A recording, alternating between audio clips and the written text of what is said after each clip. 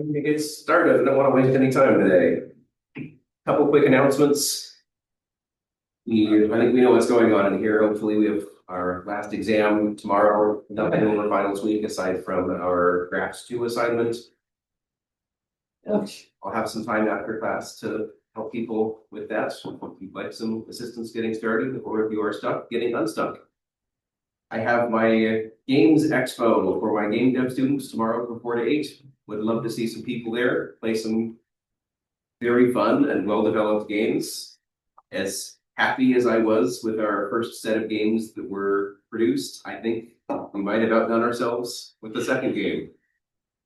So they're actually fun. They don't seem like silly small student projects.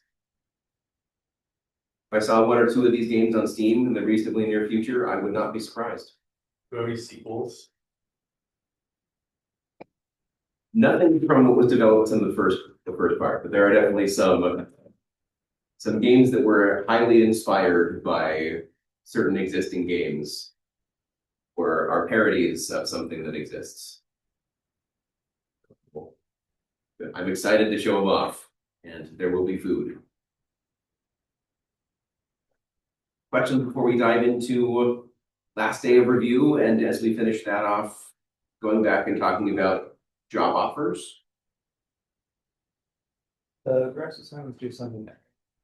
Was it Sunday night? Next Wednesday. No, it's Wednesday. I think it's next Wednesday. Okay. It is next Wednesday. Yeah, here we go. Right here. Direct completed graphs 2. Next Wednesday. This is awesome. Yeah. If you want to get it in by Sunday because you have a difficult finals week, totally fair, I understand. I'm not technically allowed to make things due over finals week, but so the official deadline is Sunday, but I'm accepting submissions through Wednesday because that's just Pareto dominant. That is better for you than making it due on Sunday. Well, Especially for those who have a lot going on the tail end of this week and or this weekend. oh, That shows what I have to say to authority. you sound. Hey, here's something really funny. You sound like me. And I mean seriously, we have a lot more in common than you might think. We both don't exactly. We both have a ton of issues with authority, and we often bend the rules for the sake of other people, and when we absolutely need to. So I wanted to start today with an example of either Ford Fulkerson or Edmunds car. What are these having? If I run out, I'll just randomly change colors in the middle of the graph. It's fine. Projectors aren't on. Are we gonna be showing this on the board, or are we gonna be writing it down? I was gonna just do it by hand because yeah, I don't have a particular graph perfectly prepared, but I have an idea of one in my head. So we're gonna start with, I want to make sure since I'm not projecting that what remotely can see everything. Let's go source to sink. So we're going to say this is our source, this is our sink. And in between this, I'm actually going to have us make this graph because why not? So I'm going to throw some vertices. We're going to call this vertex 1. We're going to call this vertex 2. We're going to call this vertex 3. We're going to call this vertex 4. Call this vertex 5. And we're going to have a vertex 6. Why not? But I need some weights and some connections. So who wants to give me an edge, give me a source, a destination, and a weight for this flow network? Remember that we cannot create any cycles. And we at least need to have something out of the source. No S to T. Direct S to T. I would not mind that. I could do that. That is something that we could do. I like it. I like your idea, but I had something different in mind. Let's try S to V3. S to V3. Okay, we can do that. What's the edge weight? Well, Sure. like it What else can we do? Anyone else wanna hit some ideas? Any old ones? 1v5. Okay. And what do you guys think the edge weights? Oh, Okay. B2, B6. Edge weight. 17. Okay. Let's get some more out of the source. We should probably get something into V1 and V2. yeah, So I'm gonna say that we need these edges. that, to be honest, I was actually gonna think the same thing, I just didn't want to. I kinda wanted to be a little unorthodox. Let's see, edge weights, does anyone have any ideas in the Zoom chats? Cause I have two. But S to V5, we could do that. It's gonna get a little messy if we start crossing, start moving in that direction. So I'd like to give some edge weights here. We're gonna give I was sure. actually going to say 11 for that second edge weight, but I like your idea. Apparently, we're feeling relatively even today. Jeez Louise, So Well, I other want- things we can do, we need to get some flow into V3 and some additional flow, I think. So either from V1 or V2. We need to get something to do with V4. So I'm just gonna do something like, let's do that. Let's do that. Let's do that. love it. Let's go straight across.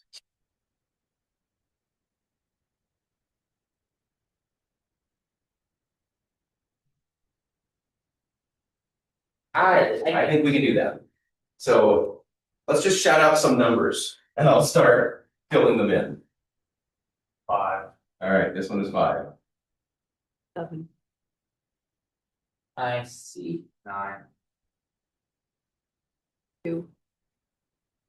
11. 3.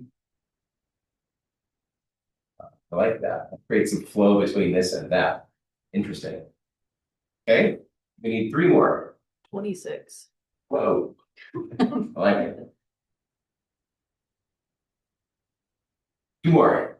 Relatively large numbers to try to get whatever this is doing into the sink. 30. Okay. Let's see, that's gonna be more interesting here. 29? Oh wait, no, 28. Okay. So we have significant ability to go from V5 or V6 into the sink. So we want to figure out the maximum flow of this graph. Are we going to use Ford Fulkerson or Edmunds Curve? Edmunds Curve Yeah. is the right choice here, I think. Definitely. So Edmunds Curve says, what are we using to determine what the first augmenting path should be here? The shortest amount of edges? Yeah, the fewest edges from source to sink. What is that? Let's see, so we move a flow of 10 from S down to V2, then E2 to V6, and then V6 to T. Okay, I like it. That is one of 2 3-edge paths, simple paths from source to sink. So I'm going to start drawing anti-parallel edges here, here, and here. That's going to be the path, the augmenting path that we find. As we do that, we want to find the bottleneck. What is if this is one continuous flow, how much can we get from source to sink? 10. 10. So we're going to completely remove this edge. That's just done, gone. This is now 7, with 10 going back. And this is now 20.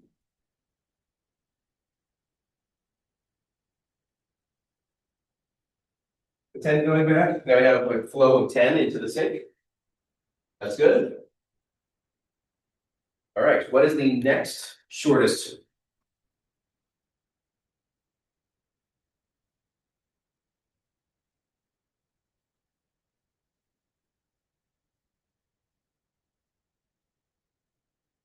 I'm gonna let someone else take the reins. B1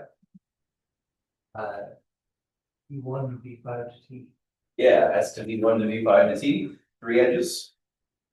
What's the bottleneck? Yeah, with 4. So we're going to make an anti-parallel edge here. There. And there. Each of which are going to consume 4. So this becomes 12. This edge completely goes away.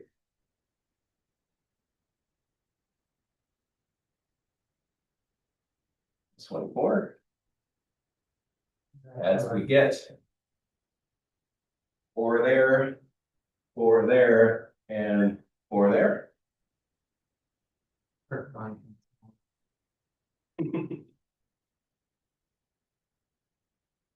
Okay, Well, we have. what's next? We need to find another simple path. We need to find the shortest simple path that exists. What is one such path? SV3V5T. Yep. S to V3 to V5 to T is another 3 weight or 3 edge. It doesn't matter the order that we did these in since they're all 3 edges. So what's the bottleneck there? 3. A 3. We're gonna do that. We're going to change the 12 to a 9. The 3 goes away. 24 to 21. Adding 3 to this anti-parallel edge.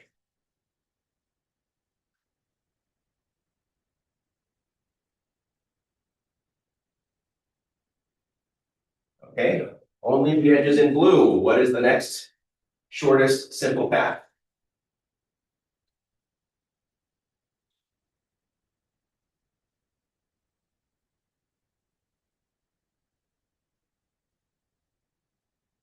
B1, B4, B6.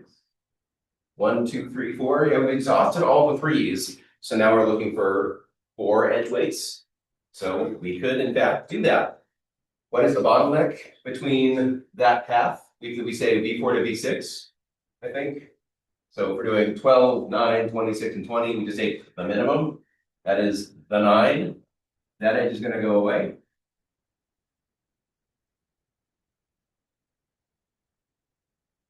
Edge back. Weight 9. We add 9 to this. Subtract 9 from that.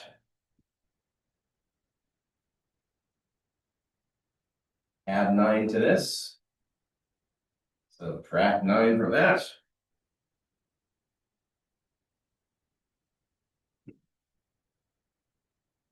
Subtract 9. Add 9.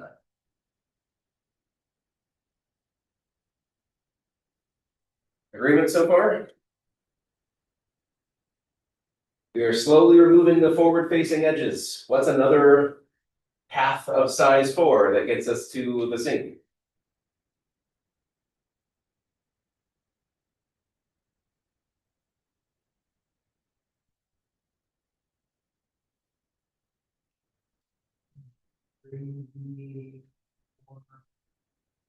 Yeah, can absolutely do that. So minimum edge weight there is 3. So we're going to get rid of this edge now. It's gone. And add 3 to this one. Then we're going to add this anti-parallel edge. Weight 3 goes down to 2. Wait, where'd you no. going? We're going to go straight to V3. Yes. We were, and that's not gonna work. Yeah, we need to rethink that. Sorry, here, wait, let me think, alright,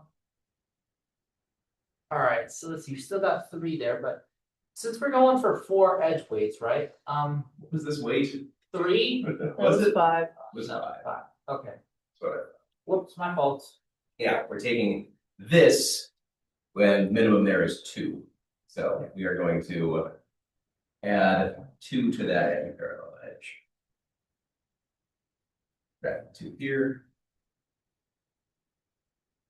Completely get rid of this edge. Add that one. Then we said we're going this way, we're gonna subtract. And. Subtract. Add.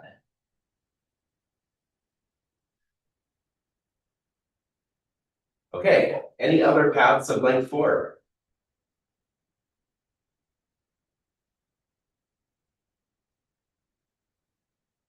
Any other paths in general? Let's see. Paths of length. No, I don't think there's any more paths at all. I think we just get stuck. no, there are not.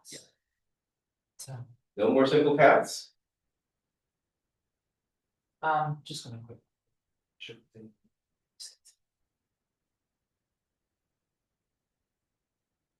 So how much flow is going through this? What is an easy way to tell how much is flowing from source to sink?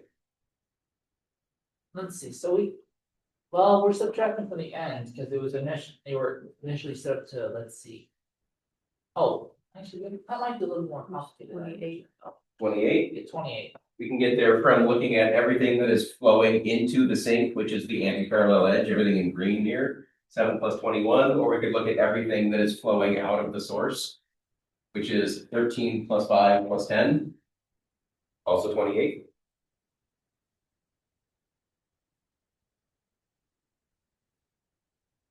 The question that remains is now, can we go from S to V1 to V4? There's nothing left on V1 to V4 to V6. There's only an anti-parallel edge here that's left.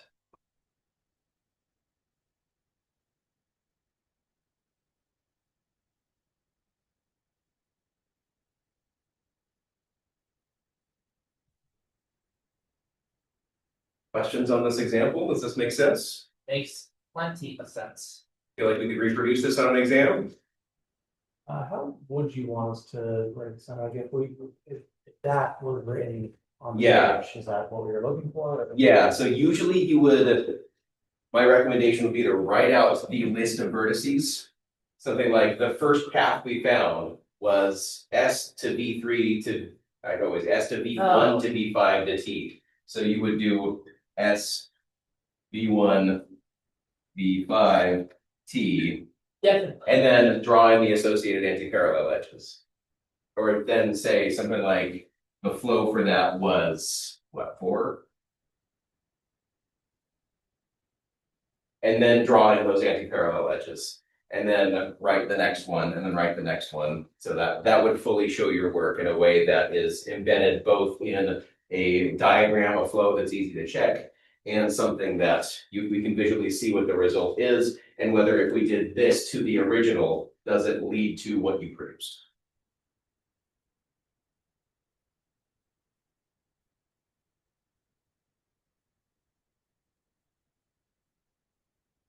Other questions on flow?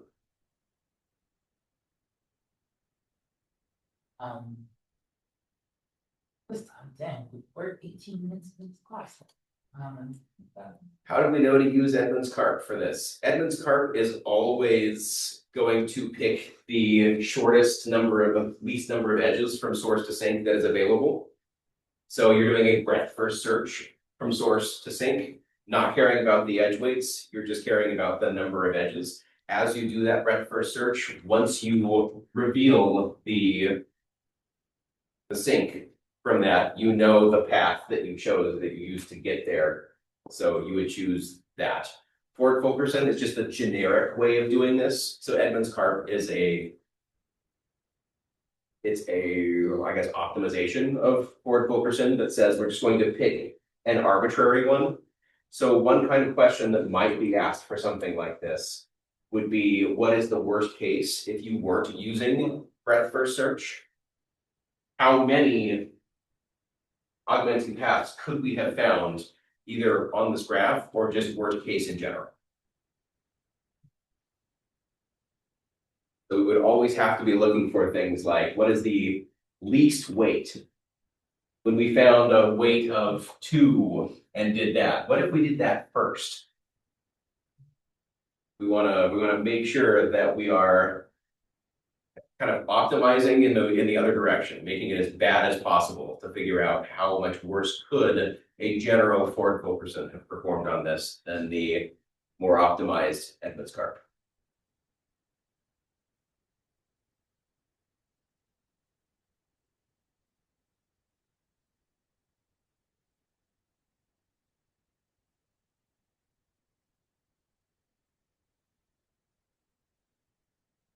Other thoughts, other questions on this?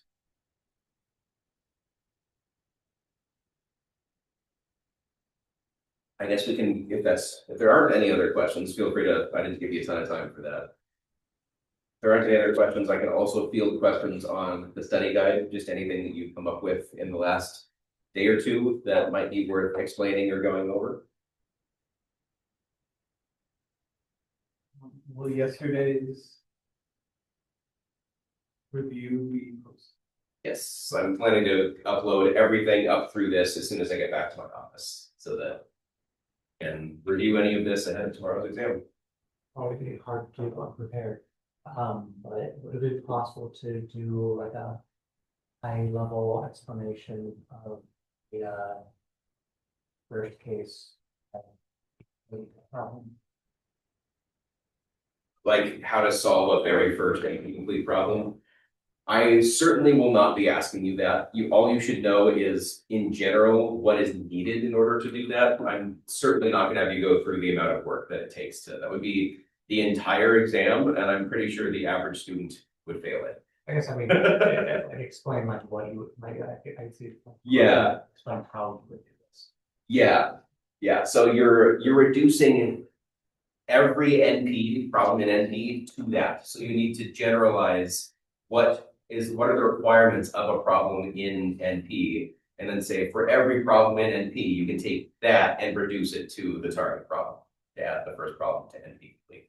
I more so demonstrated it because it's worth knowing how to go about that kind of proof and why we were able to add a first problem to NP complete. It's more something that I think people should be aware of rather than be able to reproduce. So my target on any kind of exam for that would be at that awareness level. It's kind of a, what does it mean? Why and how do we add a first problem to NP?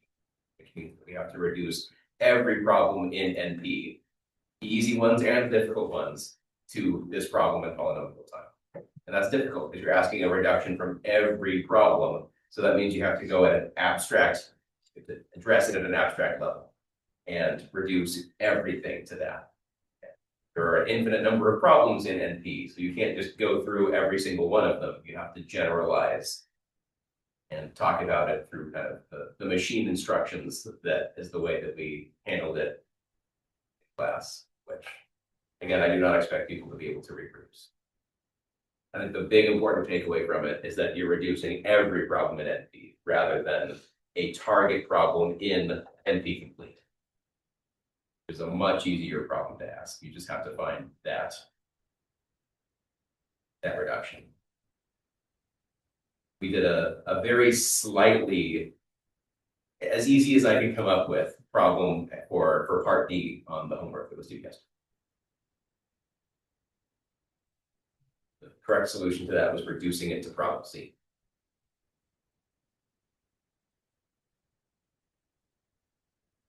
But it's basically the same problem, so you didn't have to encode a problem and switch it. You just had to convert the inputs and outputs into the inputs and outputs.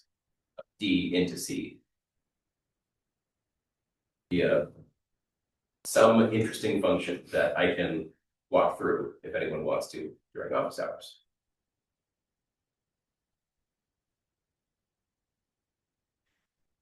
Yeah, it really got really interesting. And to be honest, the only reason I solved it and got it turned in time was with his help. Yeah, sitting and watching you guys, that helped me. Yeah. I tried like looking up like YouTube videos, like to like get an idea about their problems. And it was, and most of the videos I saw was just like going over the whole P versus NP, Yeah. problem of like, oh. It was more talking about why we study P versus NP instead of like getting into broad example problems, which is what I was looking for. Yeah. Which is a. A lot of what exists out on the internet is the theory. You Yeah, really have to be in a class to be tasked with how do we do this? Yeah. It's a challenge. It's difficult. It's not something that's easily explainable in a short YouTube video. No, it is I not. watched- I had to watch like 5. And even then, like, I feel like it didn't really help me with the homework. Like, all right, well, that's cool. How do I do this? Because it was again just talking about the theory and the possibility Yeah, of that's, P versus NP and like the benefits or the detriments. We start finding this in upper division computer science classes. One of the biggest mistakes that people in my compilers class make is expecting that they can make up for whatever it is that they miss in class by looking on the internet. And I find that people get more confused by doing that than if they just came and asked for help, because the different notation that is used, the different way of explaining things, I found information that is outright wrong on commonly viewed videos that people come to me and say, well, I saw something that did this, why does, and it just does not map. So there's misinformation out there. There's information that confuses you more if you try to understand it in a particular way and then repeat that on an exam. It's extremely difficult. I find that it's a big problem. yeah, That's not to say don't go find information on the internet, but just vet everything that you find. Don't immediately believe everything that you see and hear. Cross-reference it across multiple sources and come talk to me about, this is what I saw. Does this track? Does this make sense? Is this valid? And that leads to good discussion that again leads to outcomes of understanding as opposed to just believing everything you see and hopefully that working out. The reason why I started like looking for videos on like topics of this is just because I tried using the book, and the book, I know it's like a good source, but the way the book describes things is a lot more confusing. So I kind of just like was using YouTube to try and like get like a little bonus information. I'm definitely not speaking to you directly. I'm just speaking to the general experience that I see, that once you get into those upper division theory courses, it becomes more difficult to find good sources that help. Oh no, I was just saying like why I went down that. Like the homework, are we gonna be expected to prove something like a lazy way, I guess, that something is NP complete? Potentially a kind of a description way. I'm not going to have you go through and do a full reduction, because that would probably be the one question I could ask you on the exam, because it would take a while to figure out what is a good encoding.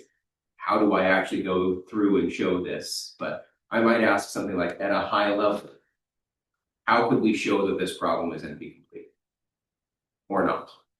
Do you think it's NP complete? Why or why not?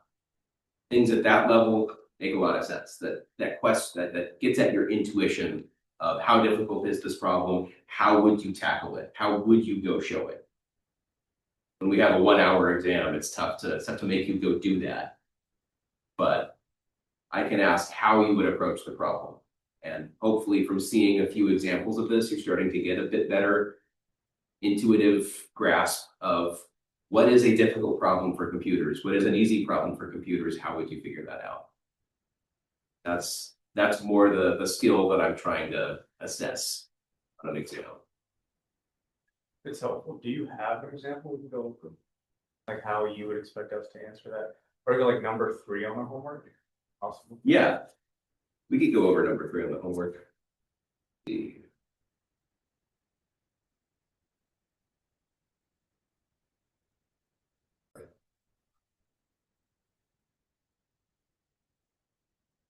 Yeah, approximation algorithms it's a difficult one to come up with good questions for, because I could easily write a problem that is close to unsolvable, takes too long.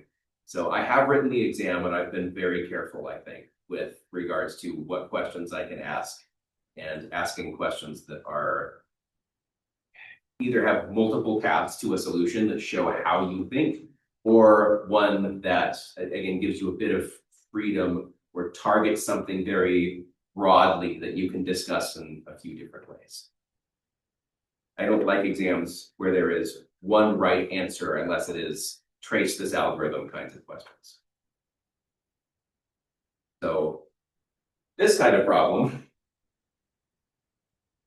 there is kind of one right answer for, although there are still, you can break the ties of the number of 3-edge, 4-edge paths. So there are still multiple valid solutions here, but that's the only time where I'm going to hold you to a very specific algorithmic process. Otherwise, I want to see how you understand something, some concept that we've covered.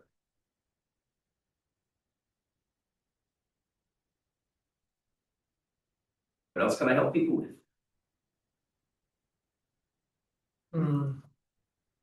When do you assume you probably get our grades back for this exam?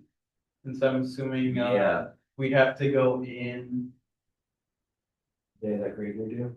Yeah. By then for sure. But yeah, I can't guarantee It'll be what early. will be what it will look like before that, just because of the sheer number of tasks that everyone is working on. But I do hold these exams for really until you graduate. So if you'd like to come in and take a look at that exam, you are welcome to. Hey, what do you got going on during the summer? Research, catching up on every outcome that's not related to what I can get done during the academic year. So lots of work on that. So I do all of my course, I look back over all my course evaluations and update what I plan to do for courses that I've taught the next time that I teach them, so that there's not immediate prep to do for that. There's work designing the new courses that I will be teaching in the short term, as well as thinking about courses that I would like to teach as soon as there's a spot in my schedule. I really want to teach a programming languages course at some point. I really want to teach a game theory course at some point. Game theory. The economic idea of game theory rather than video games, but whenever there is competition between either cooperation or competition in a setting, how do you come up with what the best actions are for you to do that create long-term cooperation, that send signals that you are trustworthy, that exploit opponents' weaknesses for short-term gain or for long-term gain? How do you quantify and play games like that? Compiler is already kind of a program. Well, not totally. It is definitely not. It is the general process of conversion, but it is not, we don't go over anything like a functional language or the differences that allow you to understand the design decisions that happen within programming languages. Like, what are the different ways that programming languages avoid type clashes? There's a general, how do we understand and determine the type top down and bottom up and where those meet that I go over in compilers, but yeah, it's like actual methods for that would be in a programming course. Online likelihood of Bojan coming back next year and being able to teach AI fundamentals. I honestly don't have a ton of information on that. The last that I heard from texts between Stu and Bojan is things were still difficult, but it's fairly unknown. So my best guess right now is it's about 50-50, but that is something to note. If you are signed up for AI fundamentals or are considering signing up for AI fundamentals, have a plan B. If Bojan is not back, my time teaching that class will instead be teaching this class. For next quarter? Yeah, for next fall. Oh, I thought you were teaching that for sure.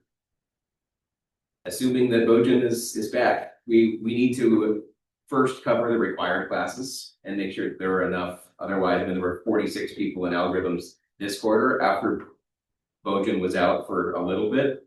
what's going to happen if we don't teach it, or we only teach it once a year? We would combine a 30 student algorithms with a 40 student algorithms and have a 70 student algorithms just because of the sheer number of students we're getting through the degree. So the first thing that gets cut are the electives that don't technically need to be taught in order to graduate our students, which sucks. Not something that we want to do, but when you don't have the faculty to teach everything that you'd like to teach, you have to prioritize. And required courses have to be taught.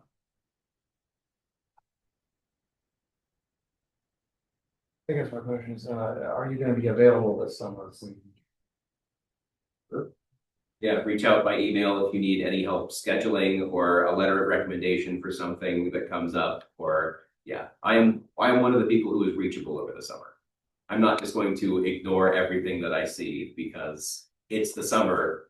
Screw you all. That's what It's tempting, but also I know how difficult it is to be a student. And if students don't have support throughout when things do come up, you need that support. So it may be, depending, if it's not an emergency, it might take me a few days. My typical 24 weekday hour policy, I might be out, I might be on vacation, I might be deep in something where it's not an emergency, I can't prioritize it immediately, but I will get back to you on that, whatever you send me.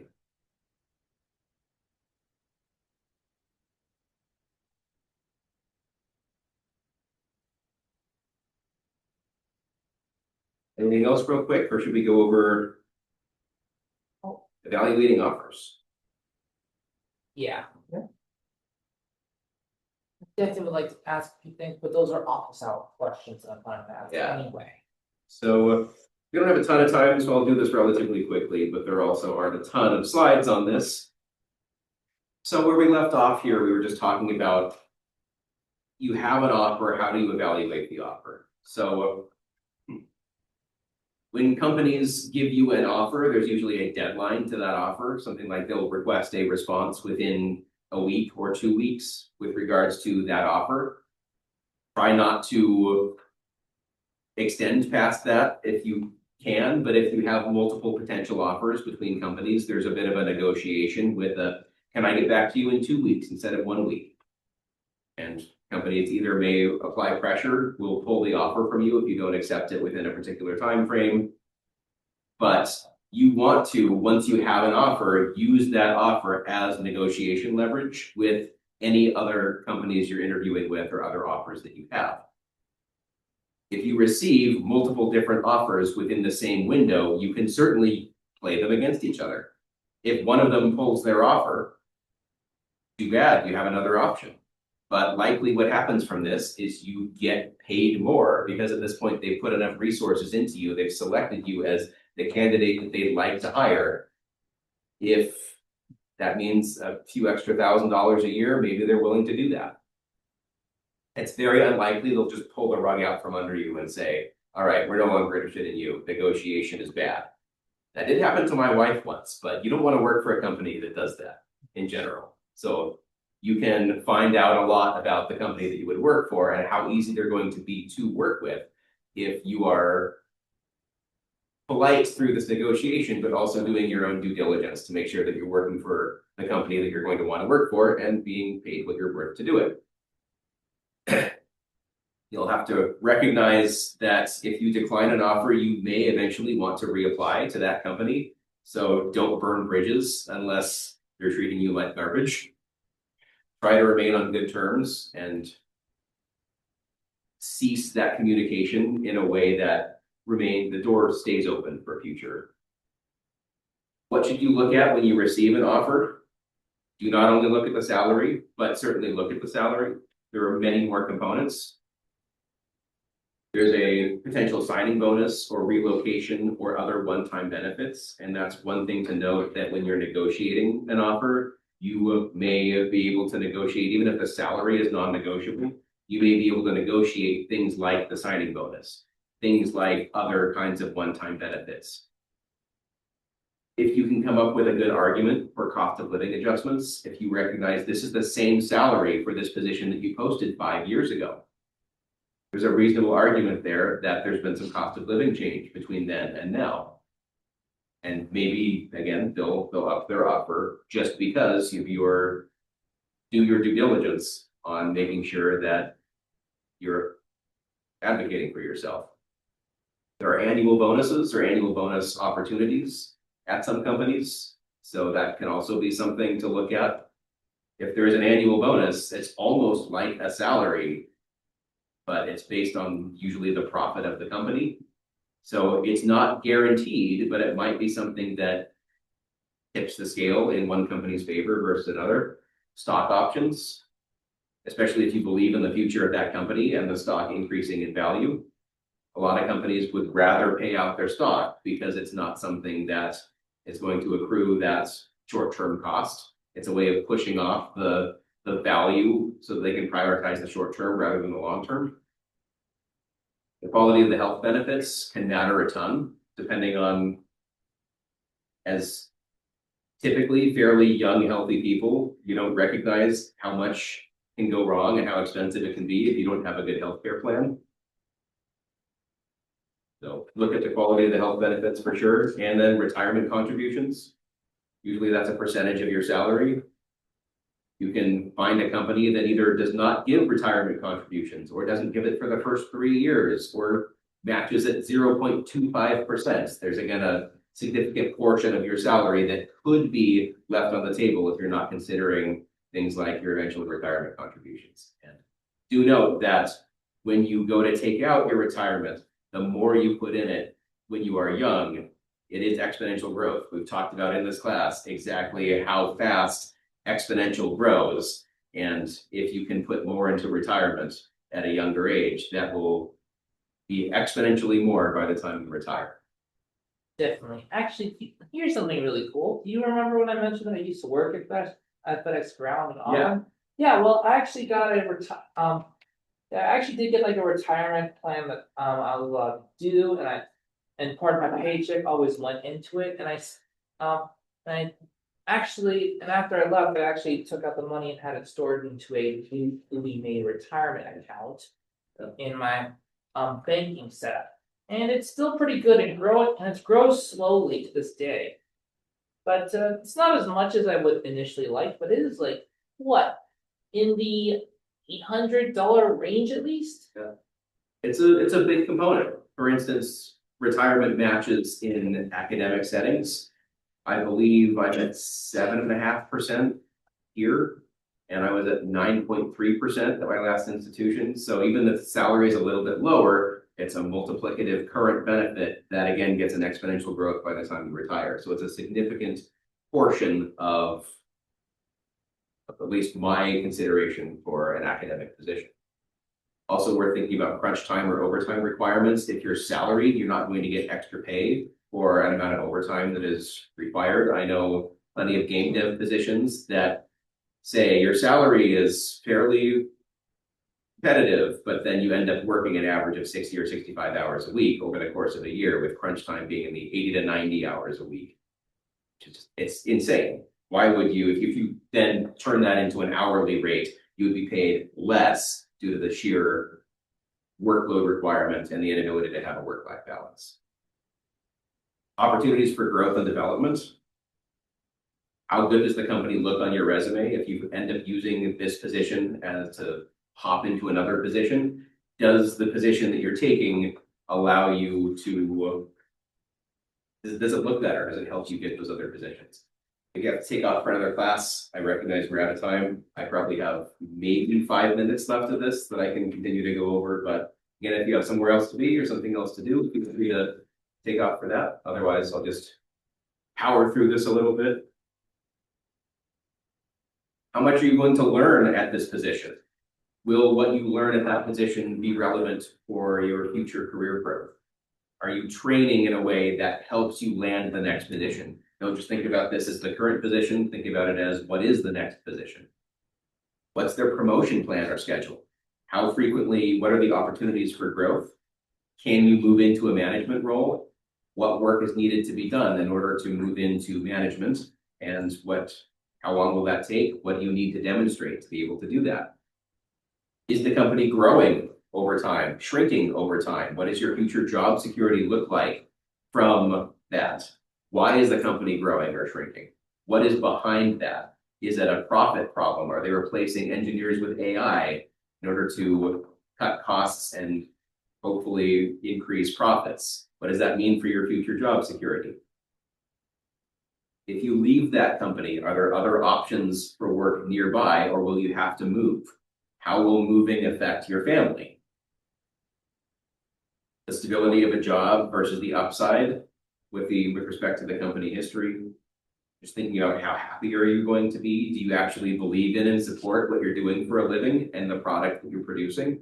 Or is it just a job to make money? Is this something that you care about? Will you get along with your coworkers? Will you get along with your manager? What's the company's culture? Are you a good fit for the company's culture? Is the company's culture a good fit for your workflow? Can you be yourself at work, or do you have to put on a persona to interface with the people around you? You can only be fake for so long before it drives you nuts. What are the hours of the position? And then the most important part of this is the actual negotiation. In Washington State, of course, everything has to post a salary range. It is so much better and easier to start negotiating and starting this process given a salary range. So recognize that that salary range is usually meant to be the lowest end of that salary range is for the least qualified candidate they can imagine hiring for the position. The upper end of that is the most qualified candidate that they can imagine hiring for that position. Where do you fit within that range? And then overshoot that by some so that you can settle where you either actually are or hopefully get a bit more than that. Don't start with where you anticipate yourself being, always overshoot it by a bit. Negotiation is expected. Don't just take a position at the listed salary without at least attempting to negotiate. Don't be pushy with a negotiation. If they say this is the salary, take it or leave it. That's pretty final. But start asking questions like, what are the negotiable parts of this offer? If you have multiple offers, pit them against each other. Take one offer back to another company and say, I've received an offer that is this high from another company. Can you meet or exceed that? Then once it's met or exceeded, then go back to the first company and say, I have another position that I like just a little bit more than this one. Can you pay me a little bit more than the other one is offering so that I choose this one over that one? And this is how you slowly get your pay up to what you can actually get paid. You should have a specific ask. It's a lot easier when there is a salary range in the job posting to have that specific ask. Don't be vague about a salary negotiation or ask. I already mentioned it, but overshoot your desired salary so that you can settle on your desired salary via negotiation. And of course, think beyond salary. The company can't pay you more in salary. Ask about any other benefits. Prioritize recurring benefits over one-time benefits if you think you're going to be at the company for a while. Prioritize one-time benefits over recurring benefits if you don't think you're going to be there very long. If you can get a decent signing bonus and use that to transfer to another position within a year, then it's like you got the salary the one-time bonus as part of your salary. So they may be more flexible on one-time benefits. Even if it's something like your moving expenses. If you can get all of that covered versus having to pay some of your moving, then that is the equivalent of having made that much more in salary. So think beyond just the single salary figure. Are they more flexible in other benefits like stock options? And the most important part of this, I think, is to negotiate over your preferred medium. Do not do salary negotiations over the phone. You're put on the spot and you cannot think about anything that they say. My preference, do it over email. That way you can pretend like, oh, I just saw this email, and you have time to digest their offer. Think about it, think about what your response is going to be, and put your best foot forward with a well-crafted, well thought through negotiation, rather than, again, being put on the spot. And companies love to try to do this on the phone because they can get someone who has experience with negotiation to try to get you to sign a contract for the least possible amount. So I would advocate for doing this over email whenever possible. All right, that was everything. I can answer any other questions about it, but does anyone have any questions or other thoughts on negotiation process? If you get confronted with a on the spot, here's the offer, how do you ask to have that sent over again? So usually it's something like I would write up the contract for it.